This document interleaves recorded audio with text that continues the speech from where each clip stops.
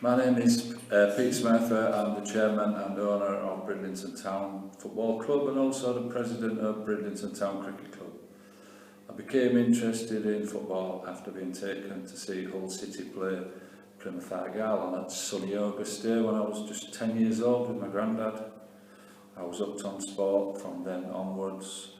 The size of the old Bullfrey Park Stadium with 17,000 people in attendance and Hull City winning 3-1, that was it. Convinced I needed to be involved in football.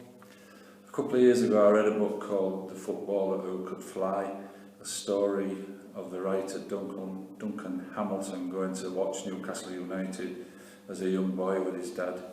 He caught the football bug and became a journalist and lately a writer. He wrote another excellent book I have read called Provided You Don't Kiss Me, 20 years with Brian Clough when he was a reporter for the Nottingham newspaper, reporting on Brian Clough when he was at both Notts Forest and Derby County. And he's published his latest book, which is called Going to the Game, which I can recommend is a good read. I was in Waterstone's bookshop in Hull last year and saw the book written by Duncan Hamilton about my favourite ever footballer, George Best, so it was a no-brainer really to buy that book. Favourite author, favourite footballer, and that is actually the book, George Best, the Immortal, the Approved biography. The life story of a fantastic footballer who then had to endure a difficult end to his short career. His life was like a Shakespearean tragedy. He was born on the 22nd of May 1946 in Belfast, Northern Ireland, in a very working class area, learning his football skills in the street and on nearby wasteland. He'd never been out of Northern Ireland when he was spotted by a Manchester United scout called Bob Bishop, who asked Best to sign an amateur contract when he was 15 years old in 1961 for Man United. He then had to travel to Manchester with his friend Eric McMurdy, who was the same age, and he also signed for Man United. What a daunting experience for two 15-year-old boys travelling 250 miles on their own. Unfortunately, after one day, they were very homesick and returned home to Belfast next day. And George realised after talking to his parents what a mistake he'd made.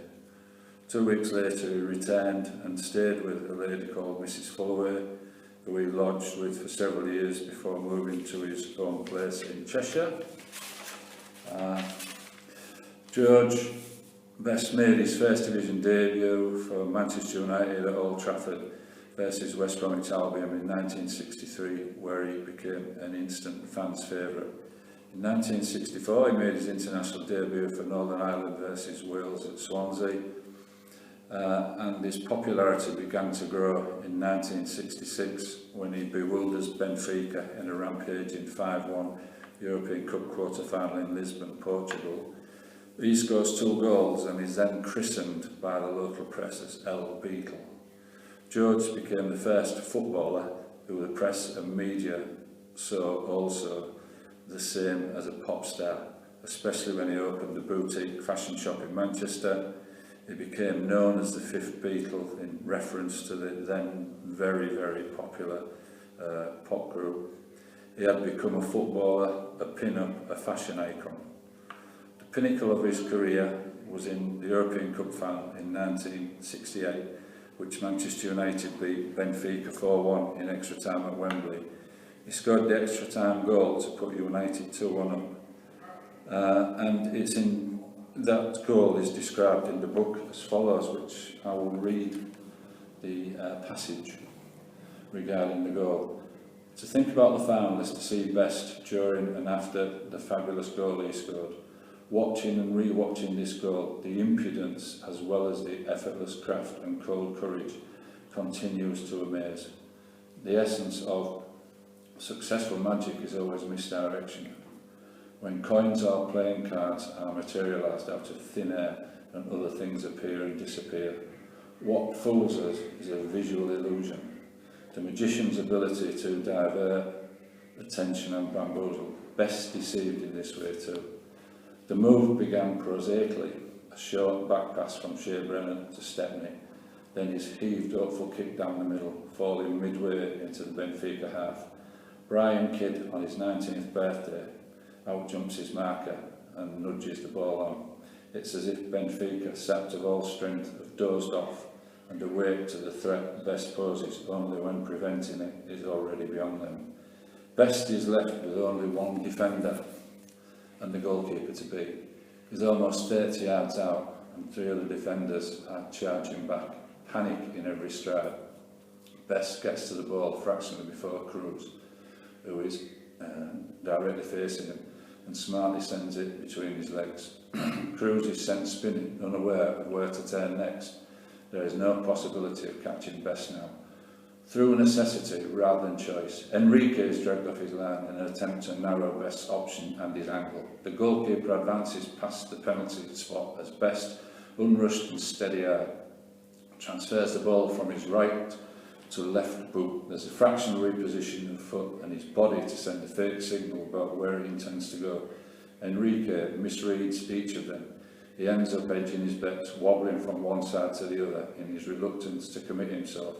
It seems as if Best has him on a lead and is able to pull him in whichever direction he chooses. Enrique drops to his left at precisely the same time that Best goes to his right, with a stride as niftily elegant as a dance step. The keeper is still rising off the floor as Best takes the ball clear of him. The net is at his mercy. He thinks about milking his moment. The moment, which he knows, as it is actually happening, will be replayed forever. Busby is always telling Best not to take on too many defenders. He wants his moves to be reducible to a few ball bounds, but Best can hardly ever resist the temptation to do this as necessary.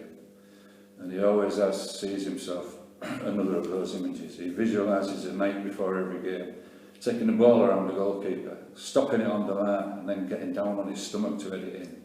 He thinks about doing so now. I only chickened out, he said, because the keeper had got up too quickly. Mind you, if I'd tried to do it, I might have given the boss a cardiac arrest. Best simply rolls the ball into the net with his left foot. Enrique makes a final attempt to stop it, throwing himself forward as the push shot crosses the line. Slides along on his chest as he does so and becomes entangled in the net. Best doesn't see this. He's already turned away, right hand raised with a joyous dash. He was also named Footballer of the Year that year, and also European Footballer of the Year. And also in this book, there's a great picture of George wheeling away having scored the goal, and as the ball is rolled into the net and then holding the European Cup. As I say, that was really the pinnacle of his career.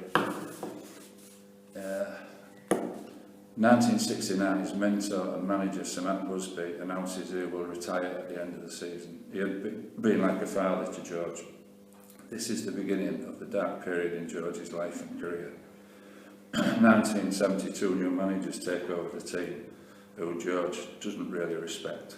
1970, he gets a 4-week suspension and a £100 fine for dissent at the end of the League Cup semi-final against Man City.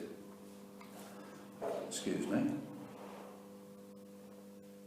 In February, he returns to Man United team and scores 6 goals against Northampton Town in the 5th round FA Cup tie. He moves out of Mrs Fullaway's home and into his own Bramwell home named K. Sarah, which is quite appropriate. 1971, misses the train to a Man United match versus Chelsea and the club suspend him for 2 weeks. He receives death threats in Northern Ireland and Manchester. One says he will be shot if he plays against Newcastle United at St James's Park. George, undeterred, plays and scores. In 1972, January, he is dropped for missing training and ordered to return to his former landlady.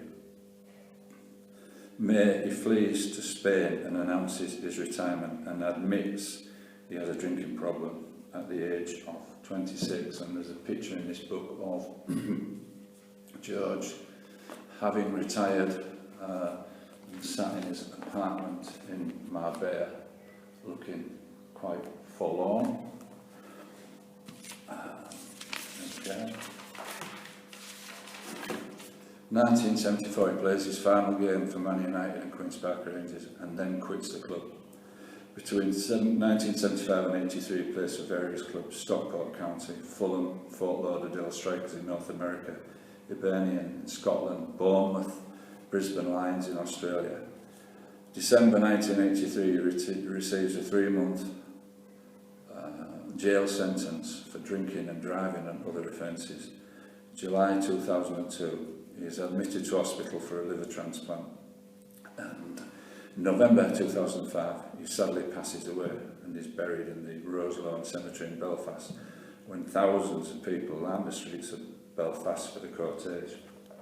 And to sum it all up, really, about his career and the dark side of it, there's a passage in the book: Best mapped the coordinates of football celebrity in Britain. Footballers became commercially aware because of him and the wages he earned, however slim compared to the weekly platinum standard of the current Premiership, encouraged others to ask for more. His legacy is evidenced in another important way too. Out of his myriad troubles came a change in attitude among all clubs. Some of them previously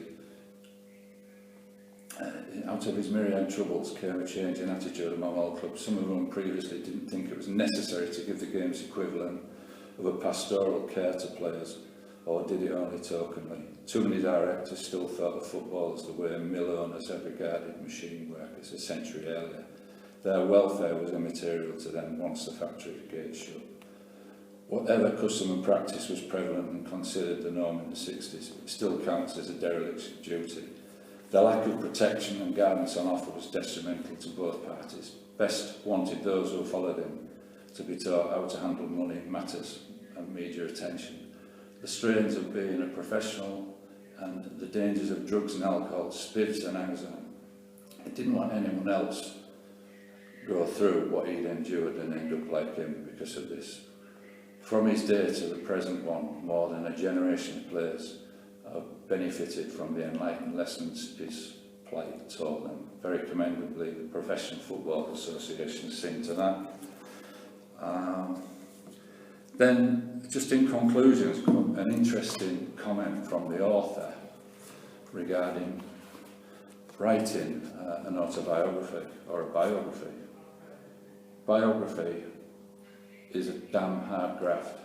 You relive your subject's life as you continue to live your own, and the division of energy can be draining.